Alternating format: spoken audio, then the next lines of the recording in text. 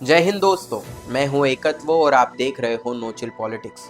दोस्तों, जो बांग्लादेश में हो रहा है वो सिर्फ पॉलिटिकल इंस्टेबिलिटी नहीं है, वो सिर्फ पावर स्ट्रगल नहीं है, वो एक क्लियर वार्निंग सिग्नल है इंडिया के लिए और स्पेशली बांग्लादेश के हिंदूज के लिए। ग्राउंड रियलिटी को समझना जरूरी है।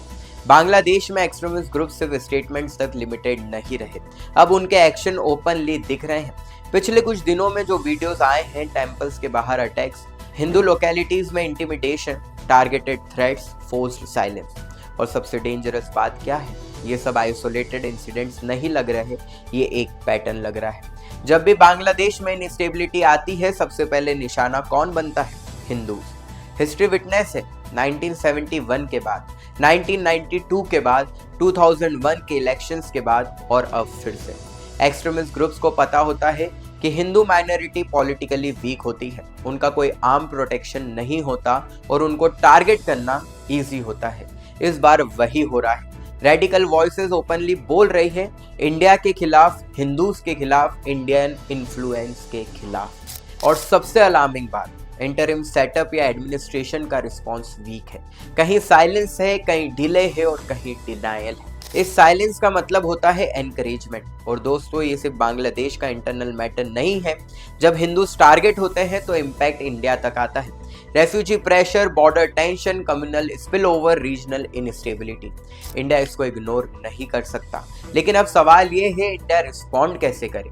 सिर्फ स्टेटमेंट से काम नहीं चलेगा, सिर्फ कंसर्न एक्सप्रेस करने से काम नहीं चलेगा। इंडिया को क्लियर स्टेप्स लेने होंगे। सबसे पहला, बांग्लादेश के साथ डिप्लोमेटिक एंगेजमेंट में एक नॉन नेगोशिएबल क्लॉज होना चाहिए। हिंदू माइनॉरिटीज की safety, no safety no normal relations. दूसरा, इंटरनेशनल प्लेटफॉर्म्स पर इशू रेस करना होगा। UN, human right bodies, global media. जब दुनिया देखेगी तब प्रेशर पड़ेगा। तीसरा, इंडिया को ह्यूमैनिटेरियन प्रिपेयर्डनेस रखनी होगी। अगर सिचुएशन वर्सन होती है तो targeted relief, targeted support, not chaos, not panic. और चौथा, बांग्लादेश को ये मैसेज क्लियर होना चाहिए, माइनॉरिटी वायलेंस टॉलरेट नहीं होगी, चाहे कोई भी गवर्नमेंट हो।